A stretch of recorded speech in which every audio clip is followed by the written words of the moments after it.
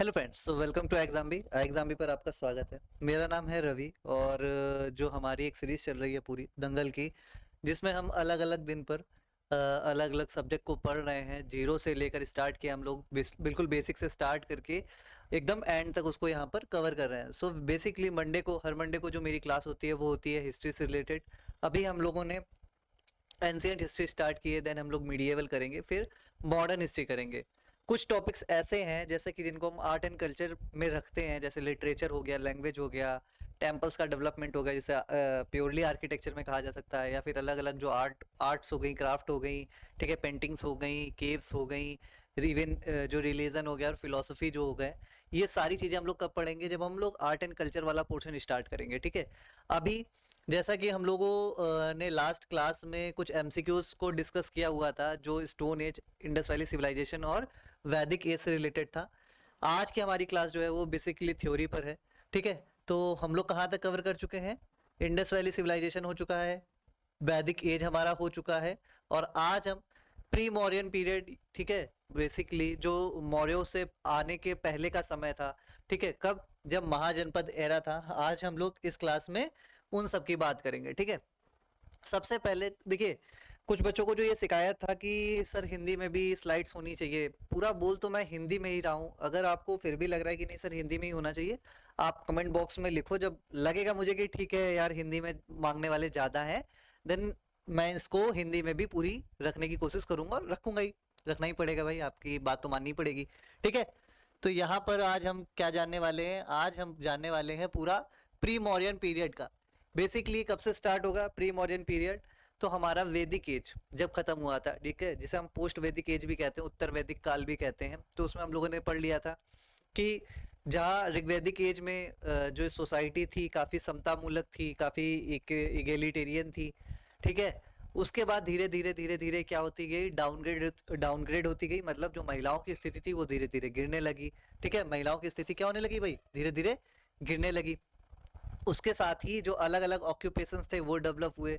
जो हमारे वर्णा सिस्टम था वो धीरे धीरे क्या होना शुरू हो गया? रिजिड होना शुरू हो गया। ऋग्वेदिक एज में वर्णा सिस्टम कैसा था भाई? रिजिड ना होकर लचीला था, ठीक है, फ्लेक्सिबल था। अगर कोई पंडित है और उसके घर में कोई बच्चा होता है और वो सेना में जाना चाहे, तो तब ये अलाउ था, क्योंकि उतने सारे ऑक्यूपेशंस डेवलप नहीं हुए थे, प्रोफेशंस डेवलप नहीं हुए थे, उतने सारे प्रोफेशंस डेवलप नहीं हुए थे। तो उसमें क्या था कि अलग अलग, जब ज़्यादा प्रोफेशन ना हो तो ये कंफर्म रहता है कि ये इंसान यही काम करता है, तो इसको इस वर्णा में रखा जाएगा। लेकिन समय के साथ साथ बहुत सारे अलग अलग प्रोफेशंस आने शुरू हो गए। प्रोफेशन का मतलब अलग अलग व्यवसाय आने शुरू हो गए। तो जो हमारे चार अलग अलग वर्ण थे, उसमें से उस पर्टिकुलर व्यवसाय से जो संबंधित व्यक्ति था उसको किस में रखा जाए, इससे क्या होने लगी? एक भ्रम की स्थिति होने लगी। तो धीरे धीरे क्या एमर्ज हुई? जाति, जिसे हम कास्ट आज के टाइम पे कहते हैं। तो अगर कोई पूछे ना कभी कि कास्ट कैसे बनी, जातियां कैसे बनी, तो वह बताना कि जो हमारा वर्णा सिस्टम था बेसिकली, जिसमें चार वर्ण थे, ठीक है, ब्राह्मण, वैश्य, ब्राह्मण, क्षत्रिय, वैश्य और शूद्र। लेकिन कुछ जब ऐसे व्यवसाय बने, जब धीरे धीरे जो हमारी कृषि थी उसका विकास हुआ, तो कुछ ऐसे व्यवसाय बने जिनको इन चार वर्णों में नहीं रखा जा सकता था, या फिर वहां पर एक भ्रम की स्थिति थी। तो क्या बननी शुरू हो गई? जातियां बननी शुरू हो गई, ठीक है। तो ये सारी बात है, बहुत थोड़ा डेप्थ में था, हो गया। तो आते हैं भाई प्री मॉडर्न पीरियड पे। कब से स्टार्ट होगा? 600 से लेकर 300 बीसीई तक, 300 बीसीई तक, ठीक है। अभी इसमें हम लोग मगध अंपायर को भी पढ़ेंगे। मगध अंपायर के साथ साथ अलग बहुत सारे महाजनपद होंगे, ठीक है। अभी महाजनपद क्या है? जो पोस्ट वैदिक एज में जनपद हुआ करते थे, बाद में इनमें क्या हुई? क्षेत्रवाद की थोड़ी प्रवृत्ति और बढ़ी, क्षेत्रवाद की तरफ थोड़े और बढ़े, और क्या हो गया? हमारा महाजनपद के रूप में उभर कर सामने आया। देखिए लिखा भी है, the sixth century BC is known as the an era of second urbanisation. पहली बात तो ये याद रखना है, ये द्वितीयक नगरीकरण का युग माना जाता है। द्वितीयक नगरीकरण प्रथम कब था? हड़प्पा के टाइम पे, ठीक है। ये हमें ध्यान रखना है, ठीक है। बहुत सारे यहाँ पर अलग अलग क्या निकल कर सामने आए? महाजनपद निकल कर सामने आए, बड़े बड़े महाजनपद, मतलब आप कह सकते हो किंगडम, ठीक है, एक तरीके से बहुत बड़े बड़े किंगडम निकल कर आए। अभी एक पॉइंट होता है कि किंगडम कहाँ बने होंगे। किंगडम बनने के लिए सबसे पहले तो फर्टाइल लैंड का होना जरूरी है, किंगडम वहीं पर डेवलप होगा। तो ज़्यादातर जो किंगडम थे वो गंगा के आसपास क्या हुए, विकसित होना शुरू हो गए। ज्यादातर नदियों के ही किनारे आपको मिलेंगे। ये आप मैप देख सकते हो, आई थिंक ये आपको प्रॉपरली विजिबल होगा। ये लेटर वैदिक एज का है। इस समय आप देख सकते हो एक पांचाल करके था, ठीक है, इधर चेदी थे, ठीक है। ये पूरा एरिया जो है ये मगध का एरिया आ जाएगा। ये कौशल है, ठीक है, ये मगध आप देख रहे हो यहाँ लिखा। उसके बगल में अंग था। अंग जो था अंग, आपने अगर महाभारत पूरी सुनी है तो उसमें कर्ण कहाँ के राजा थे, अंग के थे, ठीक है। फिर मत्स्य हो गया, ठीक है। उसी तरह यहाँ पर गांधारी जो लिखा है, बेसिकली यहाँ पर गांधार हो जाएगा, और कंबोज भी यहाँ पर बनेगा, ठीक है। तो ये कुछ किंगडम आगे चलकर, जैसे अभी आप देख सकते हो इस वाली स्लाइड पे, ये देखिए गांधार था तो ये गांधारी लिखा था, वहां गांधार बन गया। फिर ये पूरा हमारा कंबोज बन गया, ठीक है। उसके साथ ही ये मत्स्य, जो पहले मत्स्य था वो अभी भी मत्स्य रहा। फिर कुरु, उसके बाद कुरु जहां पर हस्तिनापुर और पूरा इंद्रप्रस्थ हमारा जो पड़ता है वो कुरु में ही था। फिर पांचाल हो गया, उसके अलावा काम्पिल, पांचाल की जो कैपिटल थी काम्पिल्य थी। चेदी हो गया, नीचे ये अस्मक हो गया। सबसे साउथ का अगर कोई पूछे जो जनपद था वो कौन सा था, तो अस्मक था, ठीक है। ये आपको याद रखना है। ये हो गया हमारा मगध, जो बहुत इंपॉर्टेंट होने वाला है, और आगे चलकर यही क्या करेगा, एक बहुत बड़ा लैंड को ऑक्यूपाई करेगा। और तो उसके बाद से जो टाइम पीरियड या फेज है उसको हम क्या बोलने लगेंगे, मगध अंपायर कहने लगेंगे, या मगध एरा कहने लगेंगे, ठीक है। आ जाते हैं भाई, ये टेबल है महाजनपद की। आप इसको बाद में आराम से देख लेना। इसमें मतलब क्या याद करना है, केवल कैपिटल्स याद करनी है। क्वेश्चंस आते हैं, जब हम क्वेश्चंस को करेंगे रिवाइज, क्वेश्चन पे प्रैक्टिस करेंगे, तब ये सारे आपको वहां पर क्वेश्चन देखने को मिलेंगे। काशी, कुरु, इन सब की कैपिटल क्या थी ये याद रख लेना। उसके बाद अगर फिर भी लगे कि हम आगे याद कर सकते हैं तो ये वाले पॉइंट देख लेना, अदरवाइज पहले कैपिटल और महाजनपद कर लेना। एसएससी में इससे ज्यादा नहीं पूछते हैं। जो सीडीएस और एनडीए वगैरह की तैयारी कर रहे हैं उनके लिए ये वाली इंफॉर्मेशन रेलेवेंट हो जाती है, ठीक है। ये दोनों स्लाइड मैंने डाल दी, आराम से आप स्नैपशॉट ले सकते हो। मैं पीछे एक बार फिर से आपको दिखा दे रहा हूँ, स्नैपशॉट ले सकते हो आप, ठीक है। तो ये आपको क्लियर हो गया होगा।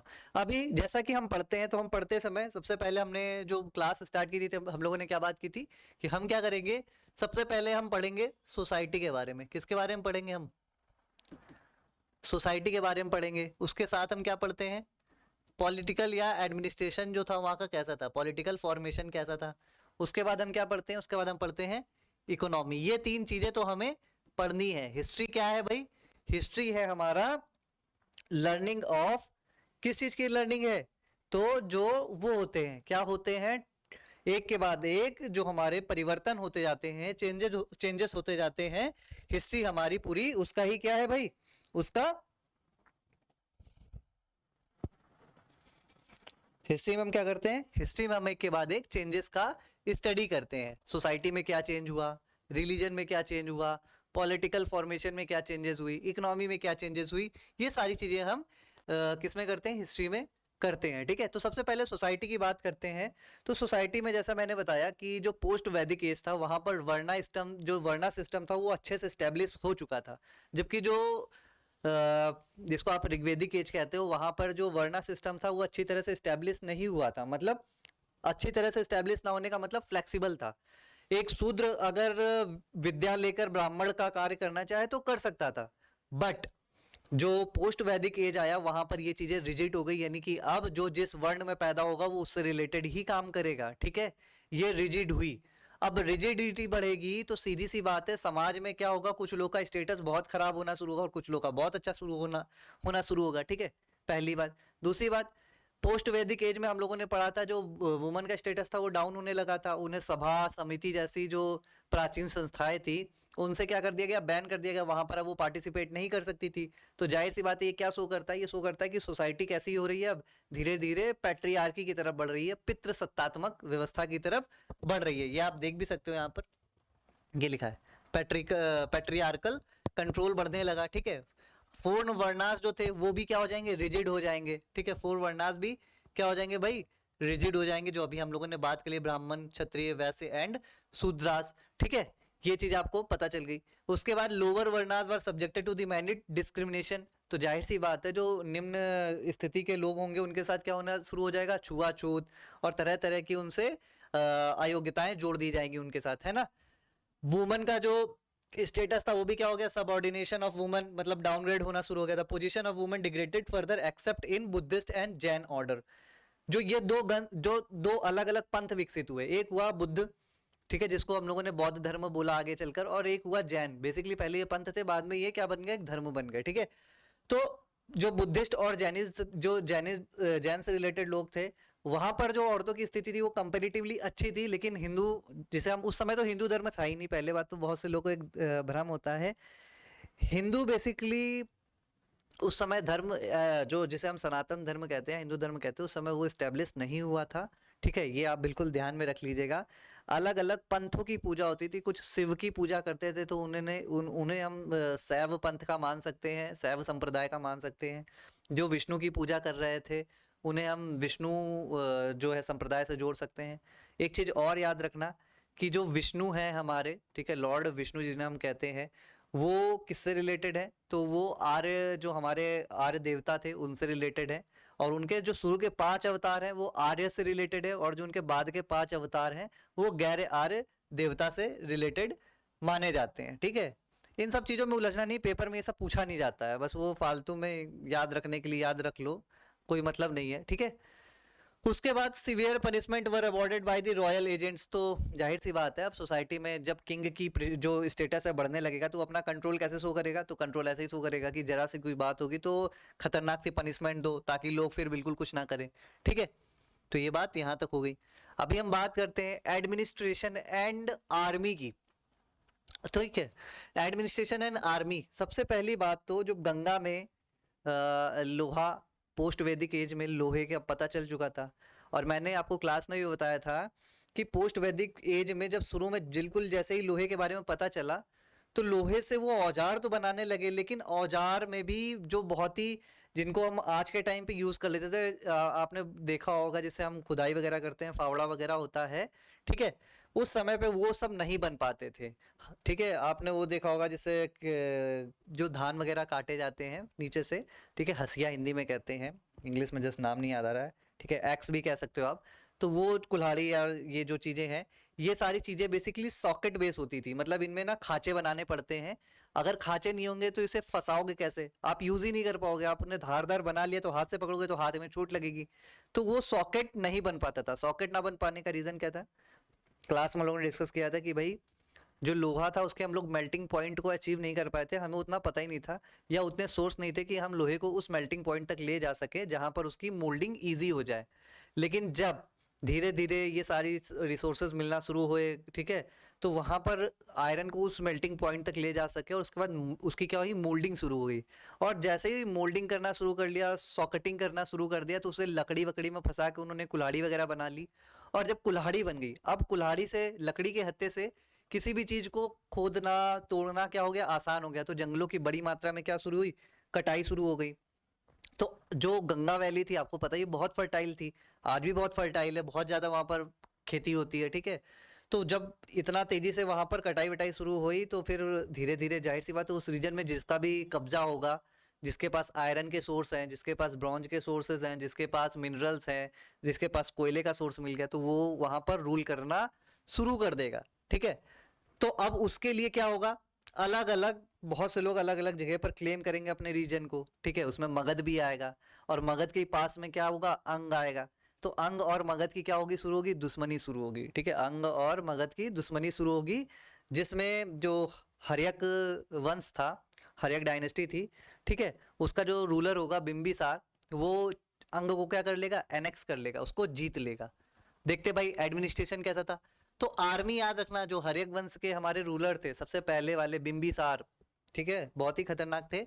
उन्होंने एक बहुत ही बढ़िया स्ट्रक्चर्ड आर्मी को क्या कर लिया, संगठित कर लिया, बना लिया, ताकि जो कन्क्वेस्ट हो जाए, जो उनका वॉर के टाइम पे क्या हो, वो बहुत ही आसानी से जीत हासिल कर सके, ठीक है। अब यहाँ पर जातक और stories of previous lives of Buddhas mention that land grants were given in favour of great religious leaders. तो ये याद रखना, आपको ये अलग अलग केव्स के बारे में सुना होगा ना आपने, ठीक है, बराबर की गुफाएं, कर्ण चौपड़ की गुफाएं, ऐसा करके अलग अलग बहुत सारी गुफाओं के बारे में सुनोगे आप, ठीक है, जहां पर बौद्ध भिक्षु या जैन भिक्षु क्या करेंगे, रहेंगे। ये उनको मिलेगी कैसे, जब उनको लैंड का क्या होगा, ग्रांट किया जाएगा, लैंड उनको ऐसे ही जमीन क्या कर दी जाएगी, दान कर दी जाएगी। तो लैंड का यहाँ से क्या होना शुरू होगा, दान शुरू होगा। जमीन को यहाँ से, जमीन को ये लोग क्या करना शुरू करेंगे भाई, दान करना शुरू कर देंगे।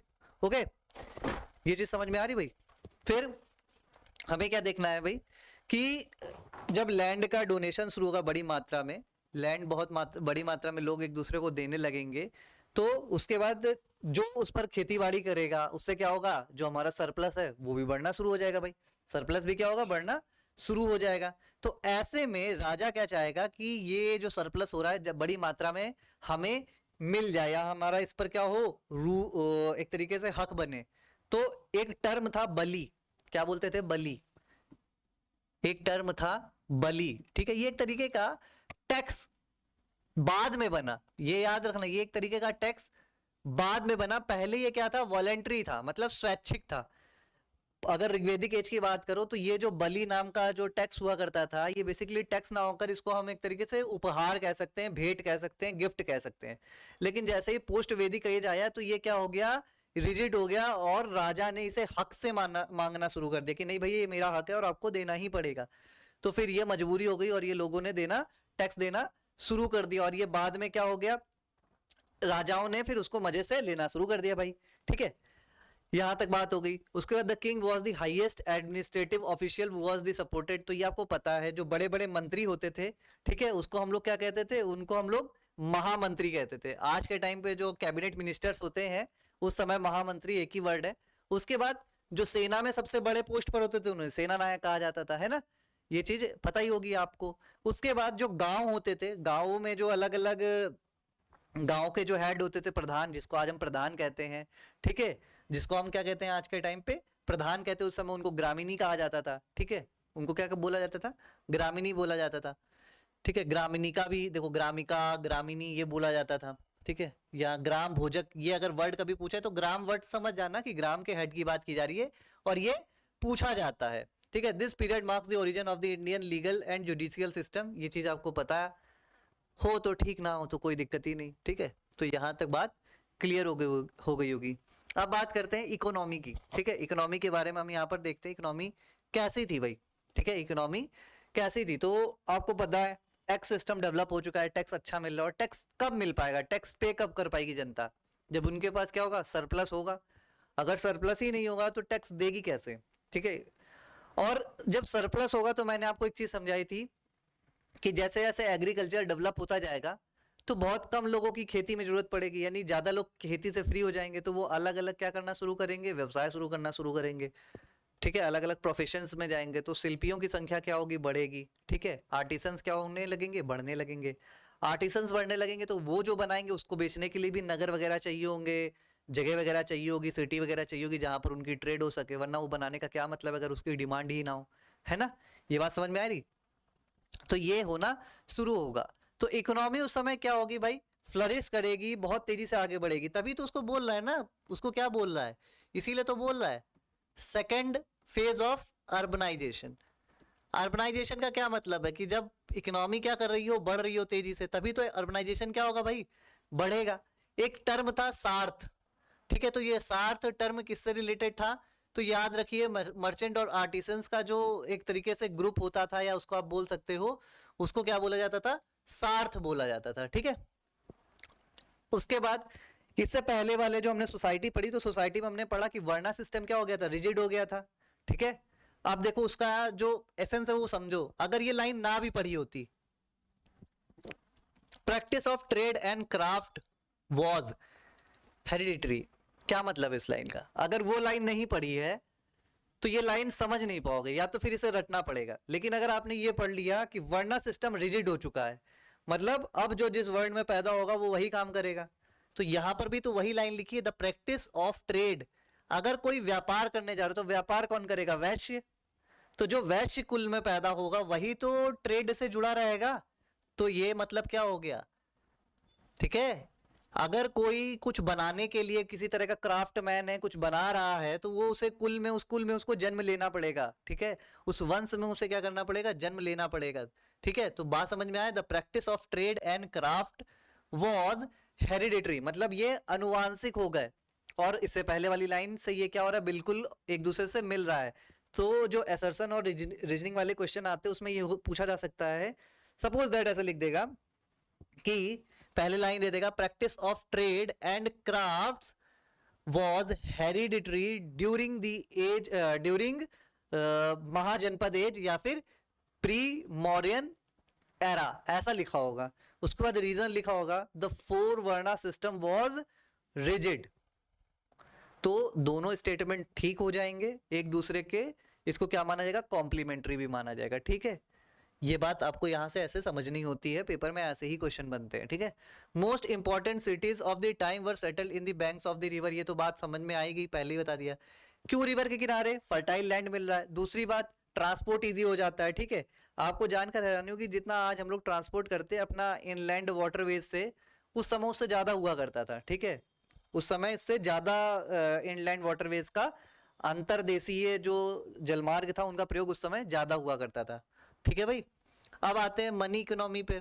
तो मुद्रा का लेन देन शुरू हो गया था, उस दौरान जो यूज होती थी वो पंच मार्क जो कॉइन होती थी उनका यूज किया जाता था। आहत सिक्के हिंदी में बोला जाता है। ठीक है, कैसे सिक्के, आहत सिक्के बोला जाता है। ठीक है, एक क्वेश्चन भी पूछा था मैंने, निस्क क्या है। ठीक है, निस्क और शतमान क्या है।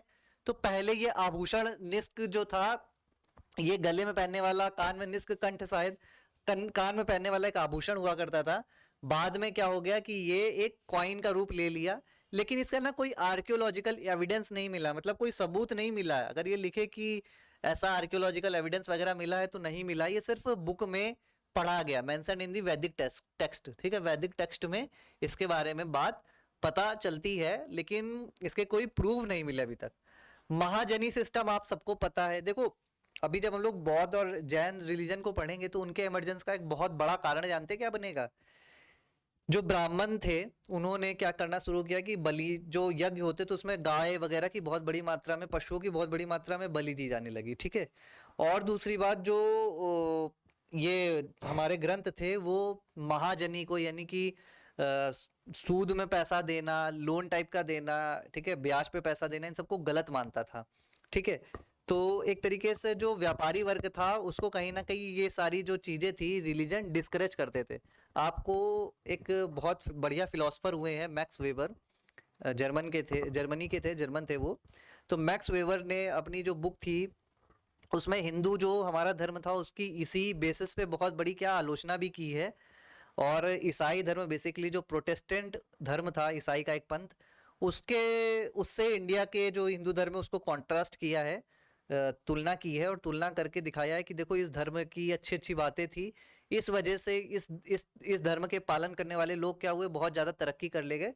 जबकि ये जो दूसरे धर्म, जो हिंदू धर्म है या फिर और जो अलग अलग धर्म थे, उनमें ऐसी बातें नहीं थी, इस वजह से हम लोग तरक्की नहीं कर पाए।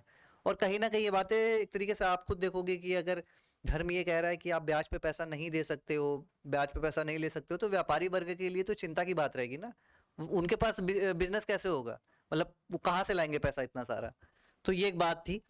ठीक है, तो महाजनी सिस्टम डेवलप होगा। ठीक है, और जैन धर्म और बौद्ध धर्म जैसे जैसे आगे बढ़ेगा तो उनके लिए ये बहुत ही, उन तभी जितने भी वैश्य आपने खुद देखा होगा, जो ज्यादातर जैन होते हैं वो प्रोफेशन, वो ज्यादातर बिजनेस रिलेटेड होते हैं। ठीक है, तो ये कहीं ना कहीं हिस्ट्री से ही निकल कर आता है।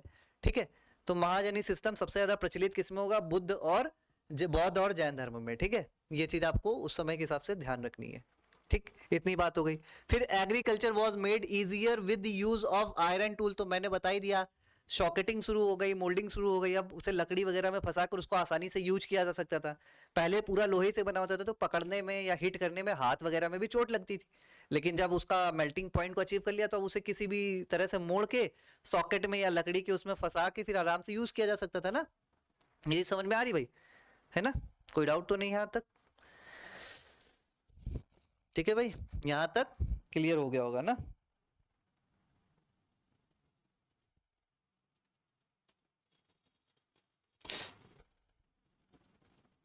ठीक है जी, अभी देखते हैं, रिच पीजेंट्स वर कॉल्ड गृहपतिज, ये पूछा जाता है, ये एसएससी में टर्म पूछा जाता है कि गृहपतिज जो टर्म था वो किसके लिए था। तो ग्रह से लोग सोच लेते हैं घर और फिर गलत हो जाता है, तो याद रखिए भाई, रिच पीजेंट, जो अमीर किसान वगैरह होते थे उनको क्या बोला जाता था, गृहपतिज। ठीक है, ये आपको याद रखना है। ठीक है, है ना। उसके बाद बलि साधक किसे थे, किसे कहते थे, तो बलि मैंने बोला एक तरीके का टैक्स होता था, साधक उसे इकट्ठा करने वाला, the compulsory tax called Bali from peasant and Vaishyas. ठीक है, तो बलि साधक कलेक्ट, जो बलि साधक होते थे वो एक तरीके से जैसे आज के टाइम पे आईटी वाले नहीं होते हैं, इनकम टैक्स ऑफिसर्स, तो वो एक तरीके से ये वही लोग हुआ करते थे। ठीक है, लैंड रूट तो दो टाइप के अलग अलग लैंड रूट थे, जिसे हम उत्तरापथ और दक्षिणापथ कहते हैं। ठीक है, उत्तर की तरफ जाने वाला लैंड और दक्षिण की तरफ जाने वाला लैंड। ठीक है ना, तो ये आपने यहाँ तक अभी फिलहाल देख लिया। और इम्पोर्टेंट क्या था, तो silver, gold, Lapis lazuli, Z, ये सारे थोड़े महंगे, जेड हरे रंग का पत्थर होता है, बहुत ही खूबसूरत सा होता है। ये सारे पत्थर क्या किए जाते थे भाई, मंगाए जाते थे कहाँ से, ईरान, अफगानिस्तान वगैरह से, है ना। Two major trans regional routes of the time, एक उत्तरापथ था और एक दक्षिणापथ था। ठीक है ना जी। उत्तरापथ यहाँ मान लो अगर कहीं पर क्या है भाई, कंधार आप कह लो, तो वहां से स्टार्ट होता था, उसके बाद ये आता था मथुरा, यहां से आया ऐसे करके यहाँ मथुरा में आएगा, और मथुरा से एक रूट ऐसे चला जाएगा भरूच, भरूच। ठीक है, मतलब एक तरीके के पोर्ट है ये। ठीक है, मुंबई के पास में ही एक पोर्ट है भरूच, यहाँ चला जाएगा, और एक यहाँ से ऐसे करके चला जाएगा वेस्ट बंगाल के पास ताम्रलिप्ति। ठीक है, ताम्रलिप्ति। ठीक है, तो ये जो पूरा रूट यहाँ से चालू हुआ तक्षशिला से होते होते ताम्रलिप्ति बंदरगाह तक आया, पोर्ट तक आया, तो इसी को हम लोग बोलते थे उत्तरापथ। और ये कहाँ पर मिलता था, मथुरा में मिलता था। ठीक है, याद रखिए। और यहाँ से एक जो ये लैंड, ये जो रूट जा रहा है, यही रूट पूरा आगे तक जाएगा। ठीक है, उसको हम कह देंगे दक्षिणापथ। बस इतनी सी बात है। ठीक है, आपको बस इतना सा यहाँ पर ध्यान रखना है, बहुत ज्यादा इसमें डिटेलिंग में नहीं जाना है। ठीक है जी। उसके बाद ये हमारा जो दंगल सीरीज चल रहा है पूरा, इसमें आपको पूरा बेसिक से हर चीज को कवर कराया जा रहा है। जो भी बच्चे इसको लाइव नहीं देख रहे हैं तो लाइव आइए, लाइव आने पर आपके अलग अलग बहुत सारे फायदे होते हैं, आप डाउट को क्लियर कर सकते हैं। ठीक है, उसके अलावा बहुत सारी चीजें हैं यार, सारी क्लासेस आप देख सकते हो, जैसे 11 AM और 5 PM पे अलग अलग क्लासेस चल रही हैं। हिस्ट्री मैं पढ़ा रहा हूँ, ज्योग्राफी मैं पढ़ा रहा हूँ, पॉलिटी विक्रम सर करा रहे हैं आपके, स्टैटिक जीके अमित सर करा रहे हैं, कंप्यूटर अश्विनी सर करा रहे हैं। ठीक है, उसी तरह सारी क्लासेस हो रही हैं भाई। ठीक है, तो आप लोग इसको लाइव ज्वाइन किया करिए। ठीक है, अब आ जाते हैं हमारे सबसे प्यारे अंपायर मगध अंपायर के ऊपर, है ना। मगध अंपायर पे आ जाते हैं भाई। मगध अंपायर, ये आप छोटा सा मैप देख सकते हो, शायद विजिबल नहीं हुआ आपको क्लियरली। ये था हमारा मगध का, जैसे आज का वेस्ट बंगाल और उड़ीसा वाला जिस जो एरिया है, उसको आप कह सकते हो मगध। ठीक है, बिहार झारखंड का थोड़ा सा एरिया इसमें मिला होगा। ठीक है, छत्तीसगढ़ का भी थोड़ा सा एरिया आ सकता है।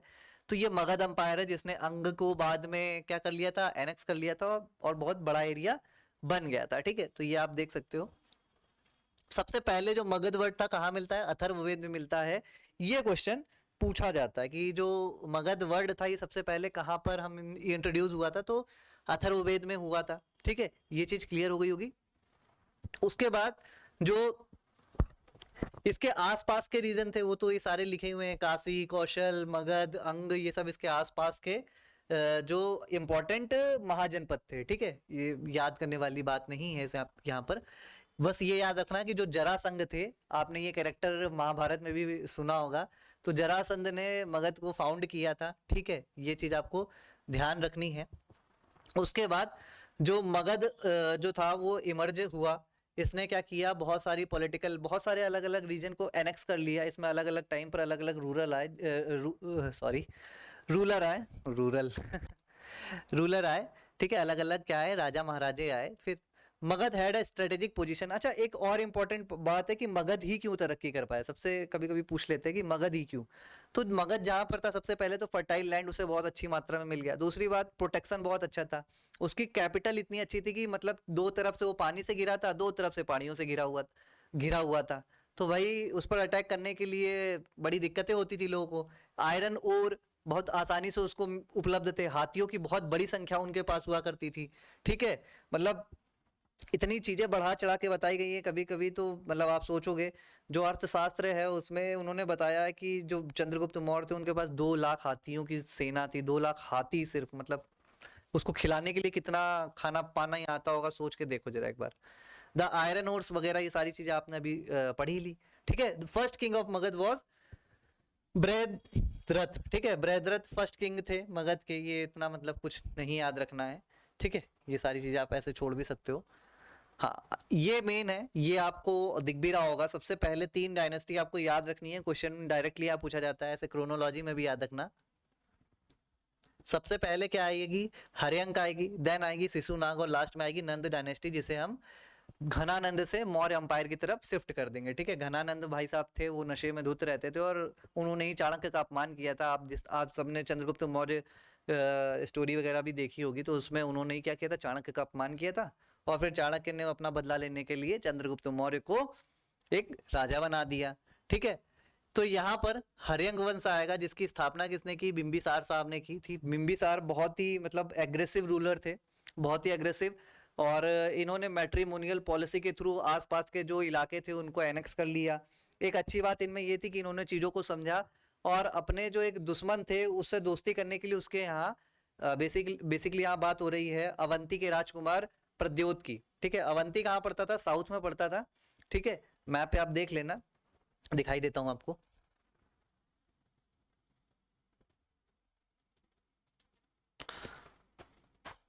ये आप देख सकते हो अवंती। ठीक है, यहाँ पर है अवंती और ये रहा मगध। तो यहाँ पर इन्होंने, यहाँ के राजा थे प्रद्योत, तो बिंबिसार ने यहाँ पर अपना क्या भेजा था, एक चिकित्सक भेजा था। बीमारी से इनको परेशानी थी, उसको मुक्ति दिलाने के लिए इन्होंने उसको भेजा था, एक चिकित्सक को भेजा था कि जाके भाई उनका इलाज कर दो ताकि वो ठीक हो जाए भाई साहब। ठीक है, तो फिर उनकी उससे अच्छी खासी दोस्ती हो गई और बिंबिसार ही ने अंग जो था उसको क्या कर लिया था, कैप्चर कर लिया था। उसके बाद बिंबिसार को उनके पुत्र ने क्या कर दी, हत्या कर दी। पुत्र की हत्या कर दी भाई, किसने कर दी, अजातशत्रु ने। अजातशत्रु ने अपने पिताजी की हत्या कर दी। ठीक है, फिर अजातशत्रु के समय पे ही सबसे फर्स्ट बुद्धिस्ट काउंसिल हुई थी। तो क्वेश्चन कभी कभी, हालांकि ये सारी चीजें जो हैं, ये जो बुद्धिस्ट से रिलेटेड जितना भी धर्म से रिलेटेड चीजें हैं, रिलीजन में हम कंप्लीटली अच्छे से पढ़ेंगे, तो परेशान होने की जरूरत है नहीं। ठीक है, फर्स्ट बुद्धिस्ट काउंसिल किसके टाइम पे हुई थी, अजातशत्रु के टाइम पे हुई थी। बिंबिसार वो रूलर थे जिनके समय पे ये मतलब इनके समय पे ही भगवान बुद्ध और भगवान महावीर स्वामी दोनों इन्हीं के टाइम पे थे, कंटेम्परेरी थे इनके। ये क्वेश्चन पूछा जाता है कि जो महावीर स्वामी थे और दूसरे जो गौतम बुद्ध थे, उनके समकालीन कौन था। ठीक है, उनके समकालीन कौन था, तो बिंबिसार उनके समकालीन शासक थे। ठीक है, अजातशत्रु ने उनकी डेथ कर मतलब उनकी हत्या कर दी अपने पिता की। और फर्स्ट बुद्धिस्ट काउंसिल किसके टाइम पे हुई, अजातशत्रु के टाइम पे हुई। उदयन ने अपने पिता अजातशत्रु की हत्या कर दी। अब जैसा आप दिखाओगे समाज में, जैसे फैलाओगे, वही चीज तो आगे आपको जाकर मिलेगी। तो इन्होंने अपने पिता की, उनके पिता ने उनकी, उनके बच्चे ने उनकी हत्या कर दी। ठीक है, फिर उदयन के बाद एक दूसरा शिशु वंश था, शिशुनाग वंश, उसकी स्टेब्लिशमेंट हुई, वो आया सत्ता में। और उनके सबसे पहले रूलर कौन थे, शिशुनाग, और दूसरे उनके कालाशोक थे। कालाशोक के समय पर सेकंड बुद्धिस्ट काउंसिल हुई। ठीक है, ये चीजें याद रखनी है।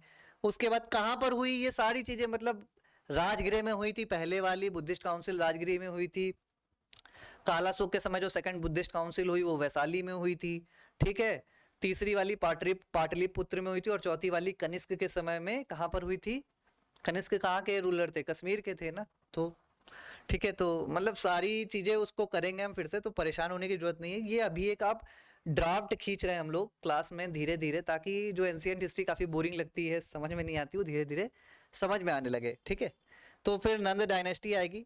बेसिकली महापदम नंद इसकी क्या करेंगे, स्थापना करेंगे। एक फैक्ट यहाँ पर बस याद रखना है, पूछ लेते कभी कभी कि कौन सा रूलर जो था, बार बार रूलर क्यों निकल रहा है, जो रूलर से थे, शासक थे, वो किससे थे, शूद्र वंश से, मतलब शूद्र समुदाय से थे, जो वर्ण था। तो शूद्र वर्ण से कौन थे, तो शूद्र वर्ण से जो थे वो महापदम नंद, ये शूद्र कम्युनिटी से आते थे, समुदाय से आते थे। ठीक है, तो ये चीज थी। फिर धनानंद के बारे में आपने जान ही लिया।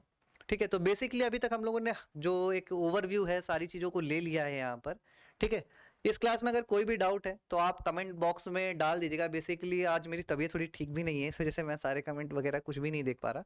आप डाल दीजिएगा, मैं आपका आंसर जरूर कर दूंगा। ठीक है, सो फिलहाल वीडियो में इतना ही था। अगर वीडियो आपको पसंद आ रही है तो प्लीज़ इसको लाइक कीजिए, और अगर आपको कोई भी क्वेरी है, कोई भी डाउट है, तो आप उसे कमेंट बॉक्स में डाल सकते हैं। सो थैंक यू, और मिलते हैं अगली वीडियो पे हम लोग वेडनेसडे को। ठीक है, ओके, बाय।